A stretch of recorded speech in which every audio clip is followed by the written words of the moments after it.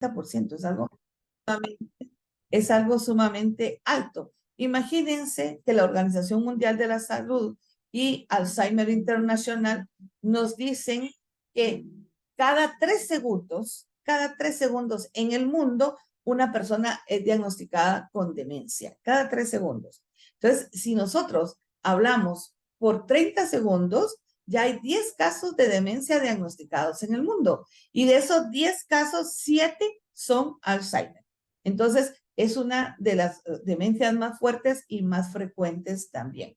A la fecha no tiene cura, ni tampoco hay un medicamento que no la pueda frenar. Sí, hay varios medicamentos que ya están en estudios y hay uno que ya está en etapa 4 del medicamento, o sea que muy pronto puede salir. Pero como todos los demás medicamentos de la enfermedad de Alzheimer, va a ser un medicamento sumamente caro y pues vamos a ir esperando para ver quién más va a tener acceso a este medicamento para poder ayudar conforme a la enfermedad. Y el día de hoy no conocemos sus causas. Si las causas ya se conocieran, pues yo creo que ya tendríamos algún medicamento para poder curar la enfermedad o al menos detenerla. Entonces, ahorita pues todavía no tenemos las causas. Sí hay factores de riesgo que podemos hablar más adelante. Quiero presentarles estas imágenes de la enfermedad de Alzheimer. Es impresionante cuando nosotros nos ha tocado dar charlas, pero también atender a personas cuando hay un diagnóstico para explicarles un poquito de la enfermedad o personas que ya tienen a su familiar más avanzado dentro de la enfermedad, explicarles un poco por qué se olvidan de los nombres, por qué se olvidan de los lugares, por qué repiten lo mismo cada 5 minutos o cada 2 minutos. Pues aquí está la respuesta con ustedes. Este es un cerebro normal, el cerebro A, y el cerebro B es un cerebro normal, sin ninguna enfermedad neurodegenerativa. Y el cerebro C y esa laminita del cerebro D es con enfermedad de Alzheimer. Entonces, ustedes se dan cuenta, por eso es que se dice que es una enfermedad neurodegenerativa. O sea, el cerebro literalmente se va deteriorando y yo digo, se va deshaciendo. Si vemos este corte del cerebro B al cerebro D, nosotros podemos darnos cuenta. ¿Por qué olvidan los nombres? ¿Por qué olvidan los lugares? ¿Por qué el comportamiento tan errático? Pues aquí está la respuesta. Así es como queda un cerebro con enfermedad de Alzheimer. Esto está tomado de un banco de cerebros que tienen en México, estas fotos, pero es totalmente impresionante. Y estas son fotos tomadas pues de estudios radiológicos. Aquí podemos verlo, un cerebro normal, y aquí podemos ver un cerebro con enfermedad de Alzheimer, igual de esta parte de por acá. Bueno, entonces ya viendo todo eso del deterioro que está teniendo una persona con enfermedad de Alzheimer, nosotros ya podemos deducir por qué la enfermedad de Alzheimer afecta a nivel cognitivo, a nivel conductual y a nivel funcional. Por esta razón es que se ve afectado un cerebro de cualquier persona de esta índole y de esta manera. Miren, realmente no sé si alguno de los que está compartiendo con nosotros esta conferencia tienen en su casa algún pacientito con Alzheimer o con cualquier tipo de demencia, pero si hace ustedes se dan cuenta del deterioro tan tremendo que tiene el cerebro de una persona con Alzheimer, pues entonces podemos comprender por qué tanto cambio de conducta, por qué tanto cambio en su personalidad, por qué tanto cambio en que ya no puede hacer nada o en que nos está repitiendo lo mismo cada 5 minutos o cada 2 minutos y cuando la enfermedad va avanzando más, cada minuto. Nos pregunta qué día es hoy, nos pregunta qué hora es, nos va haciendo infinidad de preguntas, pero realmente el motivo es la degeneración de su cerebro. ¿Cuáles son los síntomas cognitivos que marcan más a la persona que padece la enfermedad de Alzheimer? Bueno, en primer lugar, el nivel de conciencia, las alteraciones de su capacidad de verse en su entorno, de sentirse orientado, de estar en tiempo espacial y temporal dentro de un lugar. Por eso ellos se pierden. O sea, ya ustedes han visto que en el Facebook salen mucho, este señor está perdido, tiene una enfermedad de Alzheimer, etcétera, porque ellos ya todo su entorno, todo lo que ellos conocen, ya desaparece de su cerebro y ya no hay ese conocimiento de los lugares. Se desorientan a nivel espacial, por eso ellos no saben en qué día estamos. Lógicamente también pensemos que el tiempo de pandemia desorientó mucho al adulto mayor. Bueno, y al adulto mayor ya casi todos nosotros habían días que uno ni sabía qué día era. Pero para los pacientes, una de las formas en que ustedes pueden ver si hay algún tipo de demencia, especialmente Alzheimer, pues pregúntenle en qué año estamos. Mamá, papá, abuelito, abuelita, ¿tú sabes en qué año estamos ahorita? Y si les dice 1900 algo, pues ustedes se van a dar cuenta ahí, rapidísimo, que algo no está bien dentro del cerebro de ellos. Rapidísimo. Pero esa parte espacial, no digamos el día, la fecha, aunque acuérdense que hay mucho adulto de que mayor, de que ya, la verdad, no les importa en qué día puedan estar, están viviendo su vida, pero sí un punto para poder determinar si alguna persona tiene algún tipo de demencia es la situación temporoespacial que ellos pueden estar viviendo. Síntomas cognitivos también más frecuentes es la memoria, cuando se empieza a deteriorar. Y les voy a decir, en el paciente con Alzheimer es la memoria a corto plazo. La memoria a corto plazo, ellos sí la tienen ya bastante deteriorada y podemos decir la palabra bastante perdidita.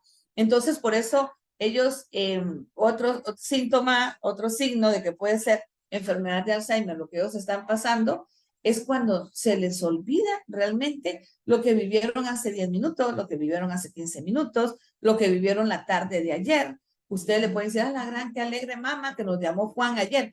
Juan, yo tengo como 4 meses de no hablar con tu hermano. Él se ha desaparecido totalmente. A la mamá, qué rico estuvo el almuerzo hoy. Almuerzo, a mí ni siquiera me han dado de comer. Me tienen aquí muerta de hambre.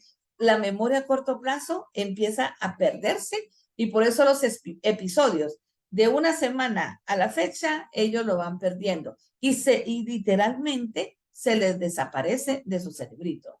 En el lenguaje, cuando estamos iniciando con los síntomas cognitivos de la enfermedad, el lenguaje es otro de los síntomas bastante fuertes.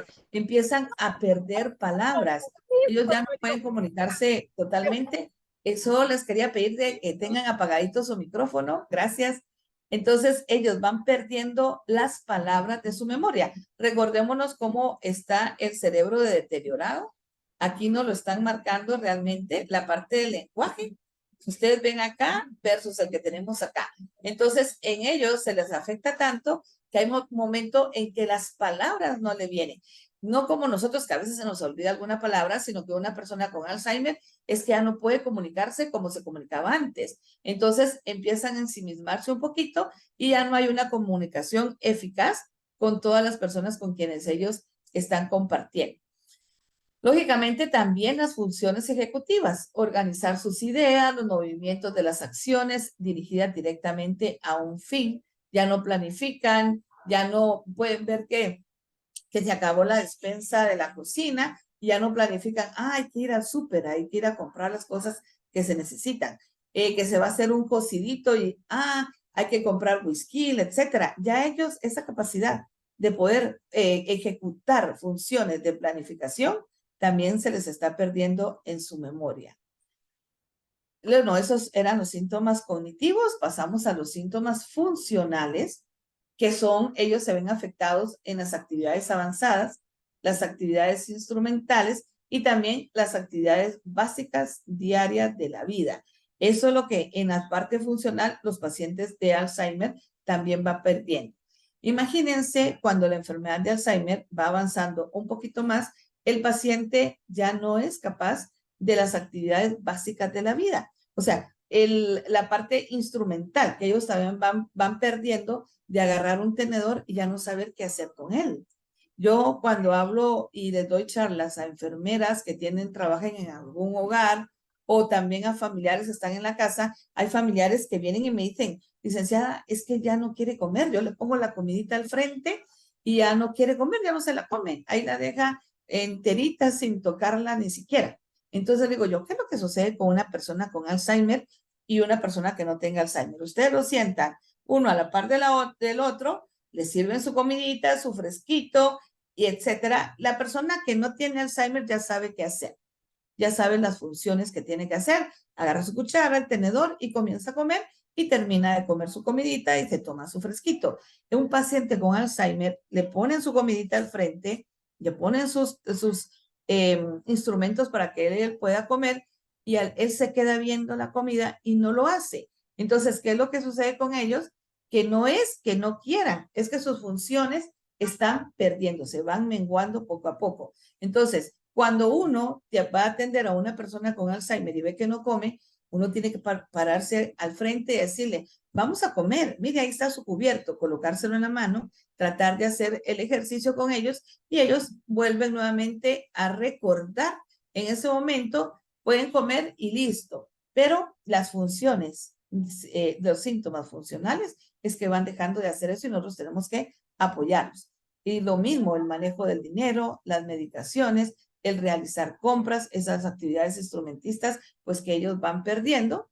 Y cuando ya tenemos la enfermedad más avanzada, pues ya no son capaces de organizar reuniones familiares, viajes y todo. Recordémonos que esto es la función, es lo que nosotros hacemos y que sabemos hacer de forma a veces rutinaria. Es que el hecho de vestirse, yo les recomiendo que ustedes vean una película que se llama El Padre, ya está en la plataforma de Netflix, no por hacer propaganda, pero la película El Padre es muy interesante.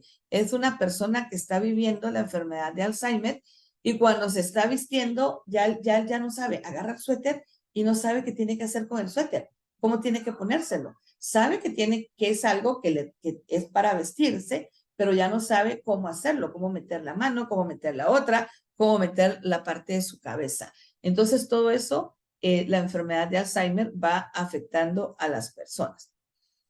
Luego, en lo que les decía anteriormente, tenemos también la pérdida de las funciones conductuales.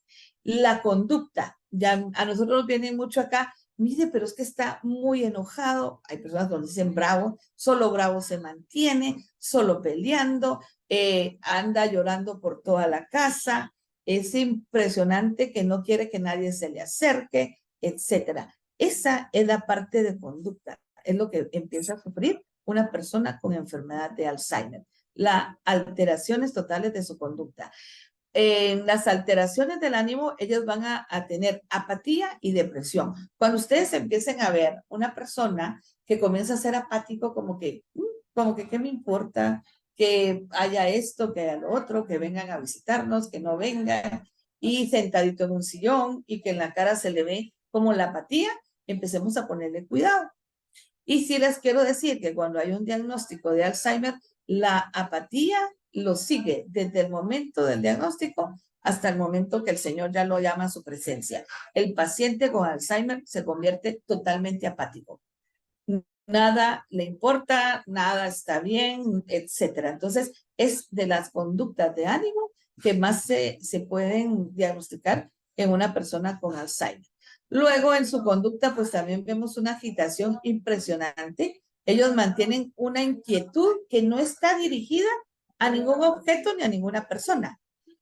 Nosotros tenemos un centro de día acá en la zona 1. Nuestros pacientes vienen de 8 de la mañana a 4 de la tarde, de lunes a viernes, se quedan acá y nosotros les vemos mucho esta parte de inquietud. Tenemos unos pacientes que tienen un poquito más avanzado su Alzheimer y ellos están paraditos y ellos están constantemente moviéndose, levantando el pie derecho, el pie izquierdo, el pie derecho, el pie izquierdo, pero están en un continuo movimiento. Caminan un poquito y lo mismo, se sientan y comienzan a moverse de un lado para otro, se levantan, se vuelven a sentar. Entonces, es una inquietud impresionante que una persona con demencia tiene. Entonces, eso también tenemos que tener mucho cuidado en la casa cuando los tenemos en casa, porque es cuando pueden haber caídas, es cuando pueden haber golpes, porque ellos están en una inquietud. Una inquietud, como dice la filmina, no tiene enfocado ningún objetivo. Simple y sencillamente se sienten inquietos, se sienten intranquilos, quieren estarse en movimiento. Tenemos también los que son los trastornos de la personalidad, como la irritabilidad, el comportamiento egocéntrico, infantilismos. Si hay niños en la casa y está la persona con Alzheimer, pues pelea con los niños por los juguetes, por la comida, porque a ellos los abrazó la mamá y a mí no me abrazaron, gestos que realmente ellos se les va viendo.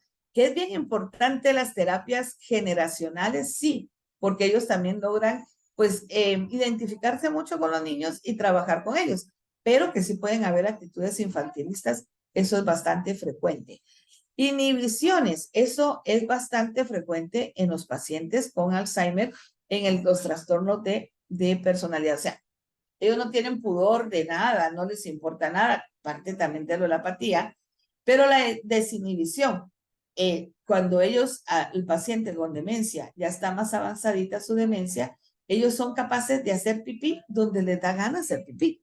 No les da pena, no se sienten avergonzados ni nada, pero eso porque son inhibidos. Teníamos aquí una pacientita con nosotros que cuando le daba calor, se quitaba la blusa lo más fácil del mundo y ahí como nuestras cuidadoras pues inmediatamente a atenderla y a corregir esa situación. Pero ellos viven en esa inhibición, en una ansiedad impresionante que la ansiedad los lleva a estar inquietos. O sea, una ansiedad para comer, una ansiedad para sentarse, una ansiedad para tomar agua y uno los ve de repente hasta su boquita les tiembla un poquito si están sentados, diferente a lo que es estarse moviendo de la inquietud, sino que la ansiedad la podemos ver cuando están sentados y la pierna la empiezan a temblar. Eso no es inquietud, eso es ansiedad. Entonces, ellos están totalmente así. Hostiles también, hostiles. Ahí tenemos que tener mucho cuidado y qué bueno, conocimiento de lo que es la enfermedad como lo que estamos haciendo ahorita. Porque la hostilidad en un paciente con demencia se da de dos formas. Primero, por la patología, que ellos en algún momento pueden sentir que algo está pasando con ellos y eso los irrita, la irritabilidad, la hostilidad que ellos puedan tener. Y por otro lado, a veces porque nosotros como familiares los corregimos mucho. Y quiero pues detenerme aquí a decirle a nosotros, porque mi papá falleció con enfermedad de Alzheimer de 72 años y él a veces se ponía muy hostil, pero no tanto por la parte de la enfermedad, sino que por el entorno. Nosotros tratamos de corregirlos. Ellos pueden decir, ay, mira la silla azul que está ahí. ¿Cuál silla azul? Esa no es azul, es blanca. No, es que es azul. No, que es blanca. Y les estoy poniendo algo tal vez un poquito así exagerado, pero eso es lo que pasa. Empezamos a corregirles todo lo que ellos nos dicen. Y hay personas que, papá, pero ya me lo preguntaste 3 veces. ¿Por qué me lo preguntas tanto? Ya te lo dije. Entonces, ellos se sienten mal porque, ¿cómo que no me repiten? Ni que yo estuviera loco. Esas son las palabras que nos dicen muchos los pacientes con Alzheimer. Cuando nosotros le dijimos, pero ya no lo dijo, ya lo dijo, pero no, ni que yo estuviera loco. Me estás diciendo que estoy loco. Y comienza la hostilidad. Porque para el paciente con Alzheimer se le olvidó que ya nos había preguntado lo mismo un montón de veces. Entonces, nosotros cuando hay un diagnóstico de Alzheimer en un hogar, en una casa, por favor, quiero que sepan que la vida cambia totalmente para toda la familia. La vida cambia. Nos toca que estar con ellos, que acompañarlos y no estarles corrigiendo. Yo sí digo de que cuando lo que ellos están haciendo, lo que ellos están diciendo, no interfiere y tampoco afecta la dignidad de la persona y su parte física, nosotros tenemos que seguirles la corriente a ellos porque es lo que ellos están viendo, es lo que ellos están sintiendo. Entonces, de tratar de no estarles corrigiendo todo, porque hay familiares que me dicen, licenciada, es que yo quiero que él vuelva a la realidad. Entonces, cuando me dicen eso, la primera palabra mía es, ¿y cuál es la realidad? ¿La de él o la suya? ¿Cuál es la verdad? Porque para nosotros puede ser una realidad y nosotros decimos, no, pero es que la silla es blanca, la silla no es café como dice mi mamá. Pero para ellos que tienen su cerebrito deteriorado, están viendo que la silla es café. Entonces, la verdad es la realidad y la verdad es la que ellos están viviendo y están viendo. Pero si no le está afectando físicamente ni tampoco su integridad, porque vamos a estar en correcciones con ellos. Y eso es lo que ocasiona la parte de hostilidad. Otros cambios conductuales que ellos también tienen es que comienzan con manías, movimientos de boca, estar agarrando cosas, estar diciendo varias situaciones. Euforias, es que hay días que ellos quieren estar abrazando, quieren estar con uno y son bastante eufóricos. reacciones catastróficas que todo les da miedo, hay alteraciones de la conducta sexual y alimentaria y hay también trastornos del sueño. En cuanto a la conducta sexual, hay artículos donde habla sobre la hipersexualidad del adulto mayor, hipersexualidad del adulto con enfermedad de Alzheimer. Entonces, es bueno leerlo porque, miren, ha habido casos de que hay personas que gritan, es que este que viene aquí me quiere violar, yo no sé cuánto, y aquí y allá, o empiezan a coquetearle al nieto, empiezan a coquetearles al yerno, empiezan a coquetearles a la nuera, a las hijas, pero es porque hay una parte de hipersexualidad en ellos que no es parte del deterioro neurológico que está teniendo el cerebro y nosotros pues tenemos que tener mucho cuidado. Cuando ya empiezan las alteraciones sexuales de su conducta sexual, ahí sí, por favor, tenemos que buscar apoyo y ayuda profesional, porque esta parte sí ha ocasionado muchos problemas en los hogares, en las familias. Una experiencia que yo tuve, mi papá vivía en Houston, tuve la oportunidad de ir a ver, ya con su Alzheimer bien avanzado, y en una que estábamos conversando y platicando, me abrazó, me dio un beso aquí, me dio un beso en la frente, etcétera, y cuando sentí, me agarró la barbilla, me la levantó y él me iba a dar un beso en la boca. Entonces yo, papá, yo soy su hija, yo soy su hija, empecé a decirle, entonces volteé a ver a mi hermano y mi hermano, sí, papá, la Ceci es su hija. Pero yo conozco lo que es la enfermedad de Alzheimer, entonces yo no me iba a alarmar, pero hay personas que no saben, tienen alteraciones sexuales y empiezan, pudieron haber dicho, uy, qué cochino, qué horrible, él quería besarme, él quería, pero eso es lo que nosotros tenemos que conocer, tener conocimiento de la enfermedad y saber que pueden llegar estas conductas a alterar la personalidad del paciente con Alzheimer. En la parte alimentaria, tenemos que tener mucho cuidado. Los pacientes con Alzheimer tienen trastornos alimenticios donde ellos sienten que sí ya comieron y nos dicen, no, es que yo ya comí, gracias. Y tal vez no han comido nada, ni de la cena, ni desayuno y el almuerzo. Y nos da también la otra parte donde ellos de comer, yo tengo hambre y tal vez hace 5 minutos se les dio el almuerzo, pero son trastornos, todo esto que estamos ahorita hablando son trastornos que la enfermedad puede ocasionar. Bueno, vamos a continuar porque el tiempo se va volando. Entre las etapas de la enfermedad de Alzheimer nosotros manejamos 3. Hay otros países donde manejan 7 estadios, pero nosotros realmente las 3 etapas de la enfermedad de Alzheimer viene ya desde muchos años atrás. Considero que la parte de estadio es que le ponen a la primera etapa, etapa inicial y etapa avanzada. En la segunda, lo mismo, igual en la tercera, etapa inicial avanzada y ya cuidado paliativo. Pero la primera etapa es donde la persona con Alzheimer presenta un gran cambio. Se observan paulatinos deterioros en la memoria, lo que yo les estaba explicando, y los síntomas pues se van haciendo cada día más fuertes. Mientras va avanzando, hay cambios de humor, se vuelven un poquito más lentos para comprender y para reaccionar. En la etapa 2, en esta etapa se considera como la etapa moderada, en la cual el paciente comienza a mostrar un poquito más de dependencia. Especialmente si es la mujer la que tiene Alzheimer, empieza a sentir dependencia con el esposo y con el hijo más cercano.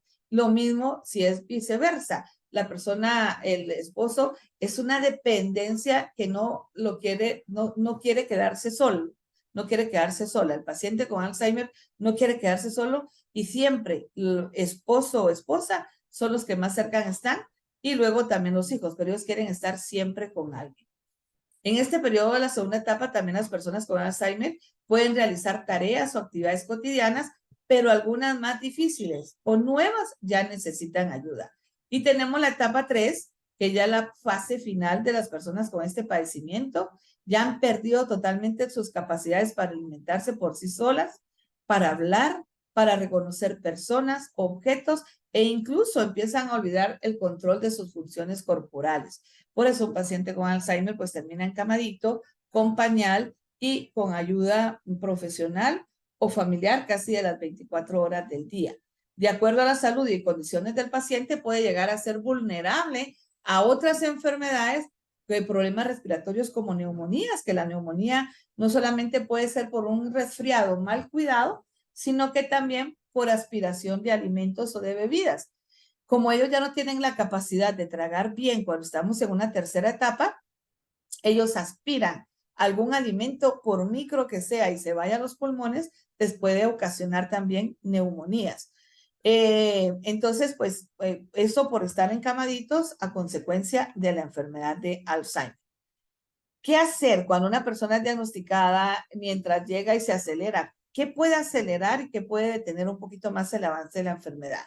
Bueno, los factores que la retrasan es un ambiente familiar feliz, donde toda la familia esté informada de que la persona tiene Alzheimer. Y cuando les digo toda la familia, no solamente la familia nuclear, es toda la familia, los tíos, los primos, el primo tercero, el primo segundo, porque en Guatemala todavía tenemos mucho tabú en algunas familias que no quieren que la gente sepa que tiene Alzheimer, porque cuando hablamos término de demencia, lo relacionamos con locura. Eso no es estar loco, es una enfermedad. Y así es como tenemos que hablar. No solamente, es que tiene Alzheimer, digamos, tiene la enfermedad de Alzheimer. Es una enfermedad, es una patología que la persona ha adquirido. Entonces, es bueno un ambiente familiar feliz. ¿Y por qué les digo que todos sepan? Porque puede llegar el primo a visitar, pues la familia y personas muy cercanas a visitarlo, y lo primero que ven van a hacer cambios en ellos que pueden algunas personas no entenderlas y otras sí, pero si saben que hay una enfermedad demencial dentro de la familia, pues la comprensión va a ser muchísimo mejor. Hacer ejercicio, este es un aspecto muy importante. Si viven en lugares donde la persona pueda salir a caminar, sáquenlo a caminar. La oxigenación de su cuerpo, del cerebro, es bien, bien importante. Entonces, si no se puede hacer otro tipo de ejercicio en casa, pues saquémoslos a caminar. Eso es muy bueno. Que él camine al menos media hora todos los días, eso le hace bastante bien a la persona con Alzheimer. Socializar con sus amigos y con otras personas mientras la enfermedad va avanzando. Por eso el poder comunicar y el poder decir que en el entorno hay una persona con Alzheimer es bastante bueno. ¿Cuáles son los factores que pueden acelerar la enfermedad? El estrés familiar. Donde no hay estrés, bueno, en todos lados, pero tratemos que cuando haya alguna dificultad en casa, el paciente no se dé cuenta. Hay que tratarlo la mejor forma para que él no se dé cuenta y pueda ir viviendo su vida con mayor tranquilidad. Los cambios bruscos de rutina diaria, eso también a ellos les afecta mucho, y no digamos los cambios de domicilio. Este último punto a veces es un poquito complejo, porque cuando ya hay que cuidarlo, hay familiares que prefieren llevárselo una semana para su casa, otra semana para la casa del otro hijo y otra semana para la casa del otro hijo. Es comprensible, porque a mí me encanta que la familia se involucre y la familia quiera apoyar y cuidar. Lo que sucede es que cuando los estamos moviendo tanto de su entorno, para ellos es algo totalmente nuevo, aunque ya sepan que es la casa del hijo, de la hija, del hermano, de la hermana, pues para ellos cada vez que los llevamos es algo nuevo. Entonces, el estar haciendo ese cambio de domicilio, pues afecta, la verdad que acelera muchísimo más la enfermedad, pero como les repito, es comprensible cuando la familia se involucra de querer cuidarlo, y no solamente comprensible, sino que también aplaudible. En cuanto a los trastornos del sueño, esto es bien marcado en las personas con demencia. Entonces, el cuidado, una persona con demencia, bueno, un adulto mayor, para todo adulto mayor empezamos a tener disminución en las horas del sueño, en los patrones del sueño. Pero para una persona con demencia se acelera el trastorno del sueño todavía muchísimo más, de un 25 a un 30%. Entonces, la calidad de sueño para ellos pues ya viene disminuyéndose, y puede haber despertares agitados, unos despertares muy agitados, puede haber también gritos, puede haber agresividad física, puede haber que ya quieren levantarse de la cama, irse para otro lado, etcétera. Entonces, eso pues tenemos que tener mucho cuidado. Cuando eso ya aparezca, tenemos que empezar a buscar ayuda profesional, porque el trastorno del sueño no solamente afecta al paciente, le acelera su enfermedad, sino que también es una sobrecarga muchísimo mayor para la calidad de vida de los cuidadores. Entonces, eso cuando haya un trastorno de sueño dentro de la casa, sí tenemos que buscar ayuda rápido, no solamente por el paciente, sino que por el cuidador principal.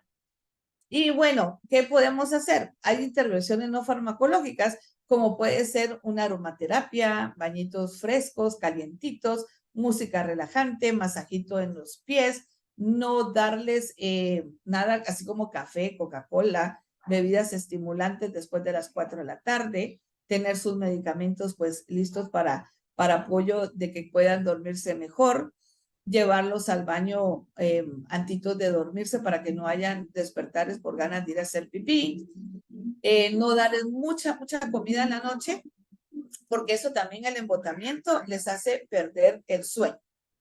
Para la parte de dormir, ¿cuál debe ser la actitud del cuidador? Pues el crear rutinas y horarios para que ellos duerman. Por favor, traten de reducirle las siestas en el día. Yo sé, cuando nosotros tenemos un paciente con Alzheimer en la casa y se duerme, qué rico, porque aprovechamos a hacer un montón de cosas en la casa. Tal vez cocinar, tal vez limpiar, tal vez hacer.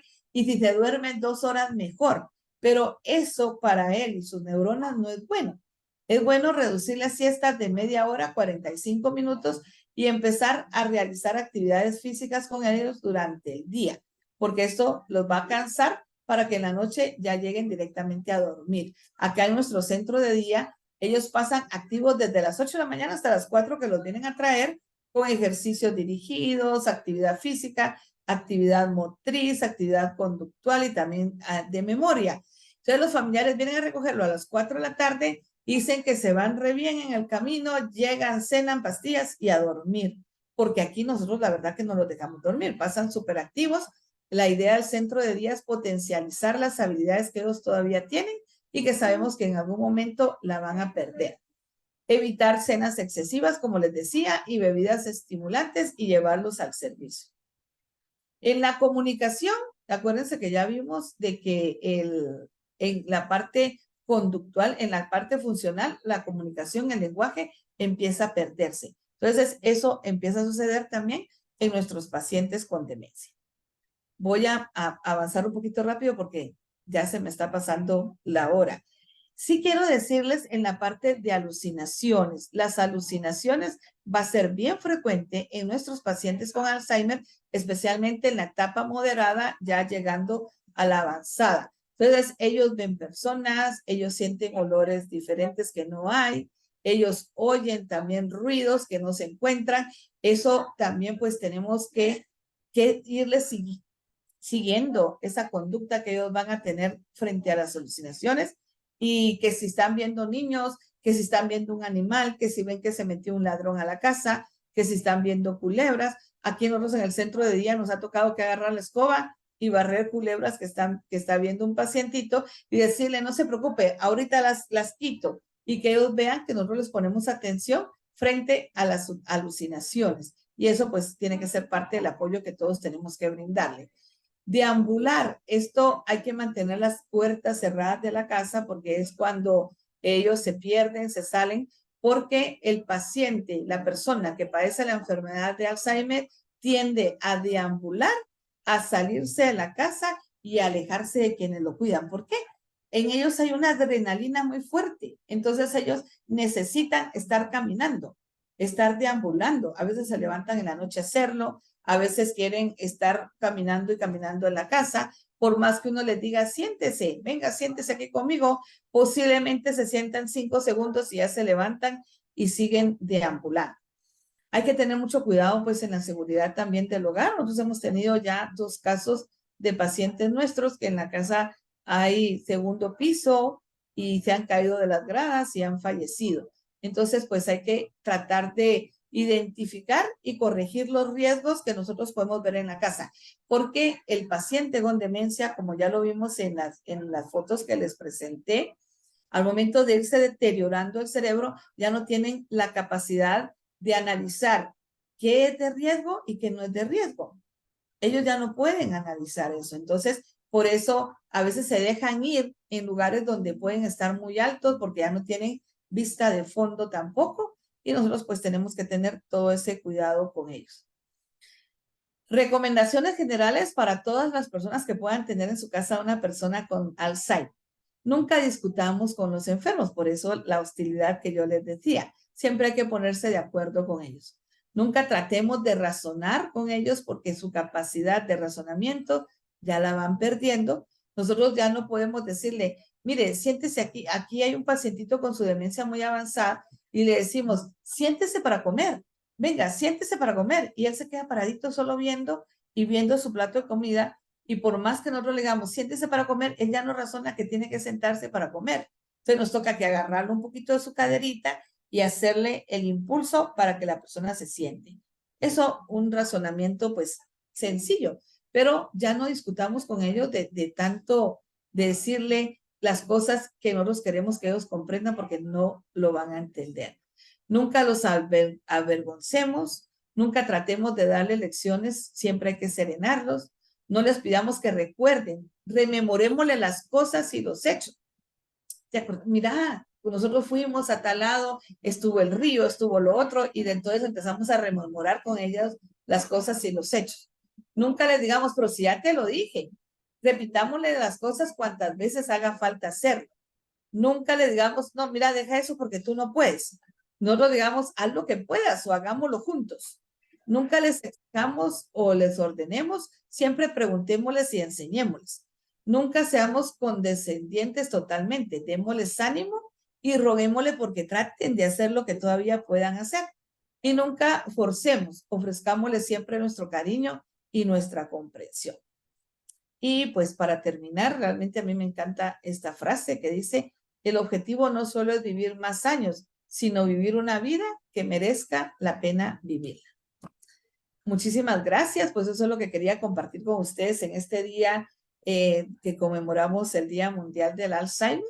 Y yo no sé si empezamos con lo que son las preguntas.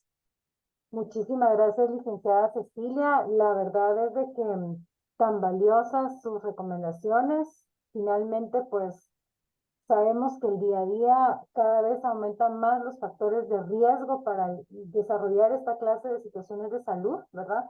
Y estos aspectos que usted mencionaba aquí al final de la charla, el no pelear, sino entender, ¿verdad?, qué es lo que está sucediendo y entonces acoplarnos a eso que ellos están necesitando, porque al final queremos que nuestro familiar esté bien, se sienta bien y esté confortable, ¿verdad?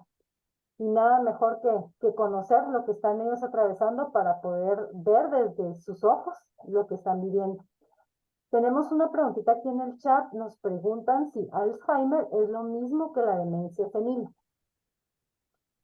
Gracias por la pregunta. Miren, realmente la demencia senil no existe. La senilitud es un estado de vida, o sea, es parte del proceso de envejecimiento que todo ser humano tenemos. Ese término, la Organización Mundial de la Salud, ya más o menos 10, 8 años para acá, se ha quitado lo que es una demencia senil. Recordemos que la demencia es una enfermedad y todo mundo, pues, podemos estar expuestos a tener la enfermedad de Alzheimer. Existe un 1%, gracias a Dios es muy bajo, pero hay 1% de que la enfermedad de Alzheimer pueda ser genética y el otro 99% que cualquiera, así lo dicen los científicos de Cambridge, cualquiera que tengamos cerebrito, podemos llegar a tener la enfermedad de Alzheimer. Pero la parte senil es un estado de vida de todo ser humano. De hecho, adultos mayores, la Organización Mundial de la Salud nos dice, allá ya lo pusieron en 63 años para arriba. Guatemala creo que todavía lo tenemos en 65, menos mal. Pero después de los 65, cuando nosotros somos de adultos mayores, ya somos seniles. Esa es la verdad. Y si ustedes saben, no todo adulto tiene enfermedad de Alzheimer. Mi abuelita falleció con 97 años y era la mujer más lúcida del mundo. Entonces, el término demencia senil, pues ahorita ya es un término erróneo. No existe una demencia senil. Existe posiblemente algún deterioro leve de que pueda tener una persona por los cambios, por la edad que el cerebro está teniendo. Pero eso no quiere decir que sea una demencia como tal. Entonces, sí, como les decía al principio de mi presentación, que la demencia sí puede aparecer presenil, o sea, antes de los 65 años y en la etapa senil, pero no quiere decir que sea una demencia senil, sino que la demencia puede aparecer presenil o ya cuando nosotros estamos siendo seniles más adelante. Entonces, la enfermedad de Alzheimer sí es una demencia y el término demencia senil pues no existe. Muchas gracias, licenciada. En los chats pues abundan las felicitaciones. Muchas gracias por la presentación del tema, gracias por el dominio y la propiedad para impartirlo. Nos preguntan por acá. ¿Esta enfermedad es hereditaria?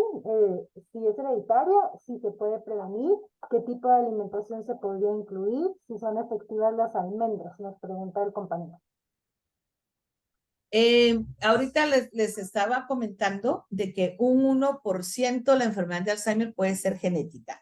Cuando la enfermedad de Alzheimer, la sintomatología inicia antes de los 60 años, tipo 50, 40, porque hay bueno, les invito a que ustedes googleen al doctor Francisco Lopera.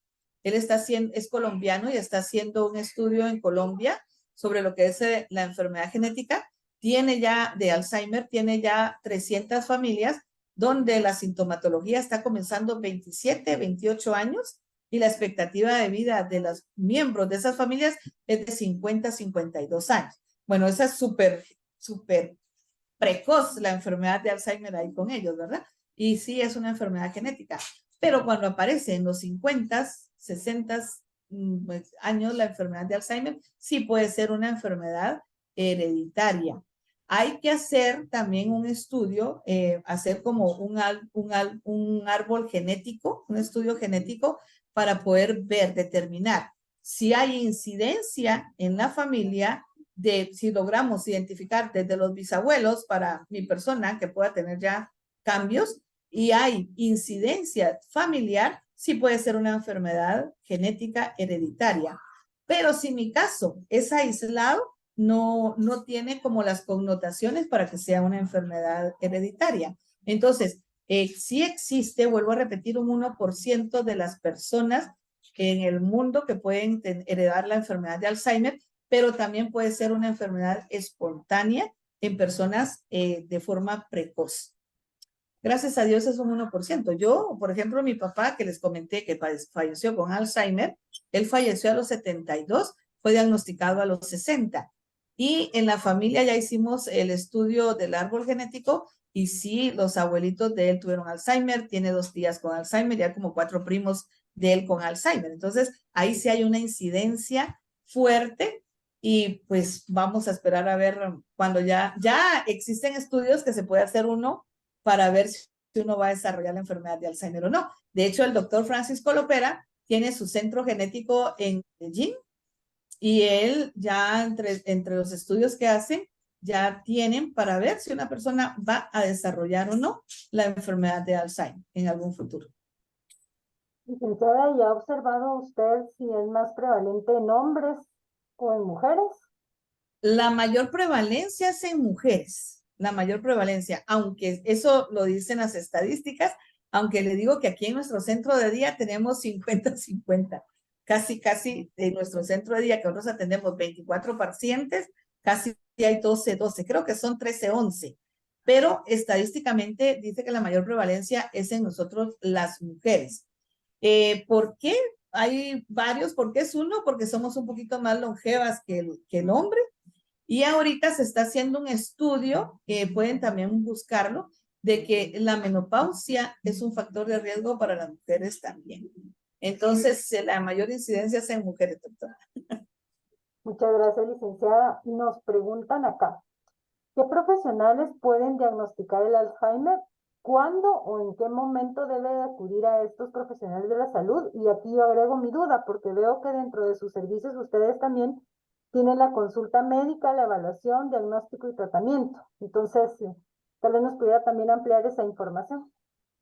Con mucho gusto, mire, normalmente son 3 profesionales de la salud los que tienen como también tal vez la facultad del estudio para poder diagnosticar, son los neurólogos, psiquiatras y geriatras. Ellos 3 son los que están pues tienen mayor capacitación para lo que puede ser un diagnóstico.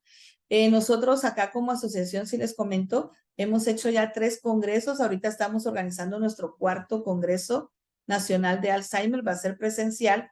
Traemos expertos de Uruguay, de Colombia, de Costa Rica en el tema para profesionales de la salud y también para familiares. Y lo que nosotros queremos es que la mayor parte de profesionales puedan educarse en este tema de diagnóstico. Porque, ¿qué es lo que pasa? Normalmente cuando empezamos a ver cambios, nosotros ¿a quién buscamos? A nuestro médico general. Y ya el médico general empieza a ver un poquito más los cambios y ya puede remitir al especialista. Pero eso no quiere decir que un médico general no pueda diagnosticar. Ellos también pueden hacer un diagnóstico sobre la enfermedad de Alzheimer, pero necesitarían educarse de ver qué instrumentos, qué estudios, qué es lo que se puede hacer para poder dar ya un diagnóstico sobre la enfermedad de Alzheimer. Y en el centro ustedes la atención de consulta que tienen, ¿a partir de qué edad realizan estas consultas preventivas? Antes de la pandemia, porque ahorita acuérdense que tenemos el pre y el post. Antes de la pandemia, nosotros evaluábamos de 60 años para arriba. Esa era la evaluación que nosotros hacíamos acá. Después de pandemia, estamos evaluando desde 40 años. Acuérdense que pandemia vino a hacer estragos en la salud mental del ser humano. Niño, joven, joven adulto, adulto y adulto mayor. O sea, vino a hacer estragos. Y luego también ahorita el Instituto de Alzheimer de Córdoba, Argentina, están haciendo un estudio de una demencia post-COVID. Hay una gente que también le llama como que la nube blanca, algo así. He estado escuchando ese término de personas post-COVID que han tenido deterioro cognitivo y muchísimos más los que han pasado por cuidados intensivos, ¿verdad? La parte neurológica se ha afectado y sí, ahorita están haciendo el estudio para ver si va a existir algún tipo de demencia post-COVID. Pero, ¿en qué edad ahora? Nosotros ahora evaluamos, como les digo, desde los 40, 45. Toda la persona que quiera venir a evaluarse, se le evalúa. También el por qué. Porque la depresión puede confundirse con un Alzheimer. La depresión, la sintomatología de una depresión bien fuerte puede tender a una enfermedad de Alzheimer. Y la doctora también no me dejará mentir. El trastornos de amonio en el hígado pueden parecer también un tipo de demencia. Parece como que fuera una demencia, pero no, son los niveles de amonio en el hígado que pueden también parecerse a que una persona tiene demencia. La deshidratación, por favor, cuidémonos nosotros y nuestros adultos mayores. Una persona deshidratada tiene síntomas demenciales y eso, la deshidratación no tampoco ve edad, ¿verdad? Entonces también eso es bastante fuerte y pues en cualquier momento que ustedes gusten venir a evaluarse, pueden venir a hacerlo. Muchas gracias, licenciada. Nos preguntan. Perdón, doctora, yo le podría ofrecer a la doctora, si quisieran hacer una jornada de evaluación ahí en INTECAP, podemos organizarla y llegar a hacerles la jornada de evaluación allá con ustedes. Y yo pregunto, porque acuérdese que aquí estamos a nivel institucional, la jornada se podría hacer incluso en cualquier centro de todos nuestros centros a nivel nacional. Sí, sí, sí se puede hacer en cualquier lado, doctora. Muy bien, entonces igual quienes estén interesados de organizar la jornada, con mucho gusto pueden escribirme a mi correo para que yo les pueda facilitar los datos de la licenciada y ya puedan ponerse de acuerdo con ella para poderla organizar. Acá nos preguntan cuál sería la diferencia entre Alzheimer y Parkinson, o si es lo mismo. Bueno, las dos son enfermedades neurodegenerativas, el Parkinson y el Alzheimer. Lo que sucede es que, miren, una persona con Alzheimer, con Parkinson puede desarrollar un Alzheimer. Nos decía un día un médico científico de Argentina, el doctor Ricardo Allegri, que el Parkinson y el Alzheimer son primos hermanos. Hay muchos genes que están muy, muy, muy de la mano y son dos enfermedades. Si las vemos, son dos enfermedades totalmente diferentes, pero que el Parkinson sí puede llegar a desarrollar un Alzheimer, sí. Ahora, un Alzheimer, las personas también tienen algunos cambios de temblores, pero no precisamente que sea Parkinson. Lo van teniendo por el deterioro neurológico que está teniendo su cerebrito, ¿verdad? Pero no, el paciente con Alzheimer no va a desarrollar un Parkinson, pero una persona con Parkinson sí puede desarrollar un Alzheimer. De hecho, hay demencias parkinsonianas. que van muy relacionadas en el tema del deterioro neurológico. Muchas gracias. En aras del tiempo yo voy a ir como reduciendo, maximizando las preguntas y juntando varias. Nos preguntan acá, yo creo que ya lo mencionó, pero tal vez solo para recalcarlo, los factores detonantes de la enfermedad y cuánto tiempo de vida podría tener aproximadamente un paciente después de ser diagnosticado. Con mucho gusto. Bueno, el primer factor detonante, como les decía, es la herencia, aunque es solamente de un 1%, ¿verdad? Entonces, ese es un factor detonante muy fuerte cuando ya hay incidencia familiar. Pero factores de riesgo muy fuertes, en primer lugar se pone la depresión. Primer lugar, depresión. En segundo lugar, hábitos alimenticios no muy buenos. Tercer lugar, el licor es fatal. Si no, miren un bolito, al otro día no se acuerda qué hizo el día anterior. Entonces, el licor es un factor de riesgo, el cigarrillo es un factor de riesgo también. En nosotros las mujeres la edad es un factor de riesgo, la menopausia es un factor de riesgo, el no cuidarnos bien nuestra parte bucal, la parte odontológica, es un factor de riesgo. Ya hay estudios de que las bacterias que nosotros tenemos en la boca y no hay un buen cuidado, puede también detonar lo que es la enfermedad de Alzheimer. Licenciada, acá nos preguntan cuál sería el costo de esta evaluación. Sí, mire, aquí la evaluación con nosotros la realiza el doctor nuestro, que es un geriatra. Entonces es consulta médica más evaluación, tiene un costo de 200 quetzales. Las jornadas nosotros las hacemos gratuitas, entonces las jornadas no hay ningún problema que ya nosotros vayamos porque se hace gratuito. Muchísimas gracias, licenciada. La última pregunta que vamos a leer, ¿el cannabis podría ser un factor de riesgo? El cannabis, la verdad le digo que hay mucha controversia en el mundo. Hay gente que dice que el cannabis es bueno para prevenir las demencias. Pero nosotros en asociación, Ermita pertenece a Asociación Alzheimer Internacional, que es el ente regulador de todo lo que es la enfermedad, quienes están viendo medicamentos nuevos, están viendo todo lo que son tratamientos también, ¿verdad? Entonces, yo creo, Byron, que todo lo que es en exceso es mal. Todo lo que es en exceso es mal. Hay personas que pueden tomar el cannabis también como prevención para un montón de otras enfermedades, ¿sí? Tomarlo, fumarlo, no sé, pero lo pueden usar para prevención de muchas enfermedades, pero todo lo que es en exceso es riesgo. De hecho, les digo que algo que nosotros pudiéramos hacer y que sí ya está aprobado, que puede ayudar a prevenir la enfermedad de Alzheimer, es una copita de vino todos los días, de vino tinto. Tiene un componente que es buenísimo para lo que es la irrigación cerebral y un montón de cosas, pero es solamente una copita. Lo que pasa es que sale muy caro, pero una copita cada 3 días también sería bueno. Es lo que le digo, pero si lo tomamos en exceso, ya va a ser malo en vez de bueno. Definitivamente, licenciada. Pues mire, le agradezco muchísimo el tiempo, el conocimiento que hemos recibido el día de hoy y fundamentalmente la apertura de que podamos realizar esa jornada que definitivamente va a ser muy valiosa. Acá en el último comentario nos decían si es recomendable hacerse el examen si uno no ha manifestado ningún síntoma, pero ha tenido parientes con la enfermedad. Y tal como lo ha abordado usted a lo largo de la charla, definitivamente sí, ¿verdad?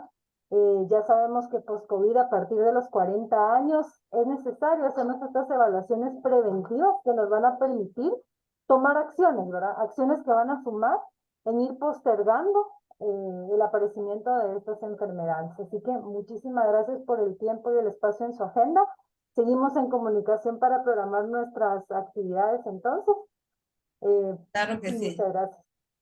Con todo gusto, estamos para servirles y pues los invito que nos sigan en las redes porque el congreso va a ser el 25 de noviembre y va a estar muy bueno. Vienen expertos increíbles en el tema y pues algunas otras informaciones que nosotros siempre subimos. Y si alguno tiene pacientito con Alzheimer en la casa, pues estamos para servirle y para apoyarles en lo que necesita. Y Muchísimas gracias a usted, doctora, por la invitación. Muchísimas gracias, licenciada. Las puertas de INTECAP quedan abiertas para usted. Seguimos en comunicación entonces. Muchas gracias, muy Hasta amable. pronto. Gracias Muchas a gracias, todos. compañeros. Muchas gracias por su participación. Nos vemos a la 1 en punto para la charla de la tarde, donde vamos a abordar el tema de la importancia de la salud muscular. Hasta pronto.